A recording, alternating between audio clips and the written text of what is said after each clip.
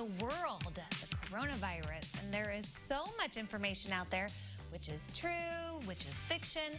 We know it affects people, but what about animals? Here with more insight in today's Critters Uncaged from the U of I Wildlife Medical Clinic, we have Dr. Sam Sander here. Thanks for joining us. Of course, thanks for having me. Okay, so it just seems that every channel you turn on or everywhere online, you're just being bombarded with coronavirus stuff. True, very true. So let's talk a little bit about how we think the outbreak started. So the running theory, we don't know for sure. The running theory right now is that it came from a bat in China, and that bat infected or transmitted the virus to another animal. Right now we think it's maybe a pangolin, which is the world's most trafficked animal.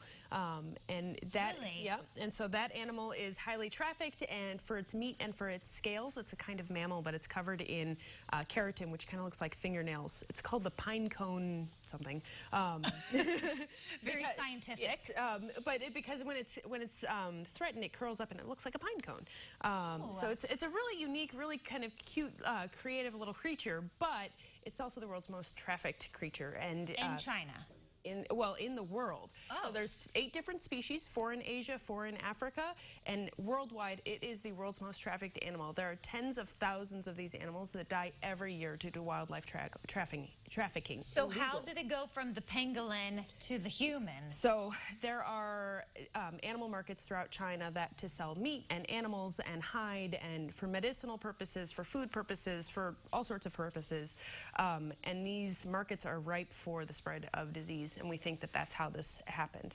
Okay, so now let's talk about risk of infection from our pets or wildlife. Is that pretty? I wouldn't think it'd be very high. It's extremely low, in fact. Okay. So there is exactly one dog that has even had any part of the virus isolated from it at all, and that is Pomeranian in China. It has not been shown to be able to spread the infection to a person. In fact, it's most likely it came from an infection in a human in that household, and that they gave it to the dog. The dog was not sick. The dog has cleared the infection, or is clearing the infection.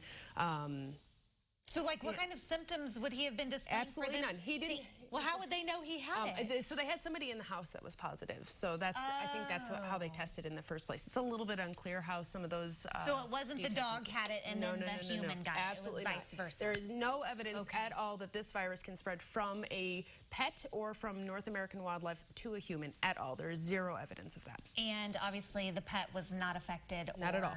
At risk of anything. Okay, that's interesting.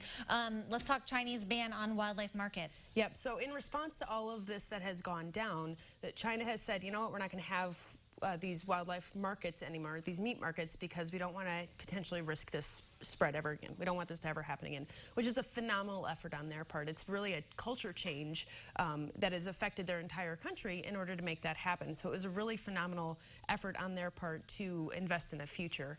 There are a couple of loopholes in that, meaning that some of these hides can still be sold, products can be sold for medicine still, and how that is all defined is still a little bit sketchy, but in and of itself, the fact that this ban has happened is a step toward conservation of these species and wildlife health in general. So I'm really excited that we've made the first step. It's just making the next ones after that. Right. Well, hey, we can find something positive out of this, right? Yes.